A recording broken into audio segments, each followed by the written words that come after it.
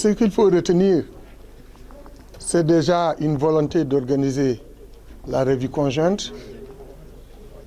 Et on l'avait organisée l'année dernière. Il est intéressant aussi de suivre l'évolution de nos dispositions agro-silvopastorales au niveau national. L'autre aspect, c'est qu'exactement, cette revue a vu la participation des différents acteurs qui sont autour du monde rural. Mais ce qu'on peut retenir, c'est d'insister sur des points intéressants pour booster notre système agricole national. Le premier point, c'est la productivité agricole. Il faut que les producteurs soient capables d'améliorer leur production à travers des dispositions techniques d'une bonne organisation et d'une contractualisation pour non seulement assurer la production, mais assurer la transformation et la commercialisation des produits. Nous sommes dans un monde où exactement le producteur doit savoir où vendre avant de produire. Ça, c'est un aspect. L'autre aspect, il faut faire de sorte que nos chercheurs soient capables d'accompagner ces producteurs en mettant à leur disposition des techniques adaptées qui vont permettre à ces producteurs de renforcer leurs capacités de production. Il faut aussi veiller à la transformation et à l'organisation de la commercialisation des produits agricoles. Mais il faut que ces exploitations familiales que je représente aujourd'hui soient capables d'aller vers une vitesse supérieure. Une exploitation qui est à un an zéro doit bouger et s'adapter et devenir un privé qui peut à la limite concurrencer d'autres privés. Et la somme de ces exploitations familiales privées peuvent représenter aussi l'agrobusiness.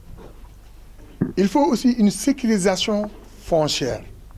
Les droits fonciers ruraux doivent être sécurisés.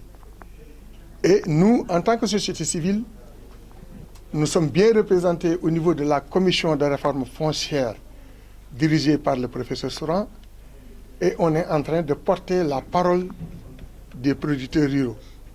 Notre souci, c'est d'avoir demain des points consensuels qui vont prendre en charge la position des ruraux dans le cadre de la réforme foncière.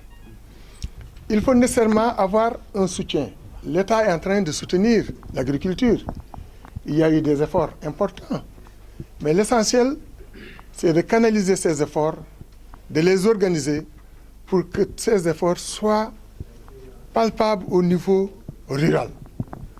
Les subventions sont très importantes, mais il faut que la subvention soit au milieu producteur. Et là aussi, il faut une bonne organisation et la société civile est prête à accompagner l'État dans ce processus. Il y a un programme national d'investissement agricole. Ce programme, aujourd'hui, la société civile joue un rôle important dans le cadre de l'élaboration, de la mise en œuvre, du suivi et d'évaluation de ce programme national d'investissement agricole. Mais notre position, c'est d'orienter ces actions et d'investir à la place où on doit investir. Nous ne devons pas tâtonner sur les investissements, mais il faut vraiment aller vers des investissements adaptés qui peuvent contribuer à la productivité agricole. Alors aujourd'hui, nous allons faire le point, mais le point va nous servir aussi d'une disposition prospective. Et nous allons continuer à regarder aussi la mise en œuvre, donner nos points de vue à mi-parcours et être demain autour d'une disposition concertée. Et pour votre information, nous sommes au niveau de la deuxième revue, mais la troisième va être organisée et présentée par la société civile. Donc nous sommes partie prenante de cette disposition pour prétendre demain à mettre à la disposition de tous les Sénégalais la situation du développement agricole et rural. Mais plus exactement, sur quoi devrait déboucher cette revue à notre conscience? Les éléments clés, bien sûr. Les éléments clés. On parle d'autosuffisance alimentaire. Cette revue doit questionner les dispositions agricoles et proposer des alternatives pour contourner tout manquement, consolider aussi les acquis de production. Ce revue doit nous permettre d'aller vers la contractualisation entre les industriels, les privés, les exploitations familiales pour sécuriser la production de ces petits producteurs. Un producteur qui produit et qui ne vend pas ne peut pas encore produire. Ce revue doit nous permettre aussi de donner des pistes pour assurer un peu le foncier, aller vers une sécurisation foncière des producteurs ruraux. Cette revue va nous permettre aussi de jouer un rôle important pour impliquer les femmes et les jeunes dans le circuit de production. Parce que le domaine agricole est un domaine économique, le ministre l'a dit tout de suite, et c'est un domaine qui peut générer beaucoup d'emplois. Et nous savons bien qu'au Sénégal, nous avons beaucoup de chômeurs. Et je sais que la plupart des chômeurs peuvent jouer leur partition dans le cadre du développement agricole.